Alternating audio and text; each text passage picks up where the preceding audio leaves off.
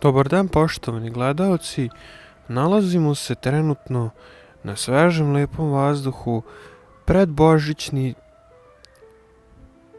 dani su trenutno u toku i sponzor naše emisije je vruća voda. Danas, dakle, nalazimo se na svežem vazduhu i želimo malo da osjetimo te predbožićne dane kako i da vidimo jebeš ti ovo.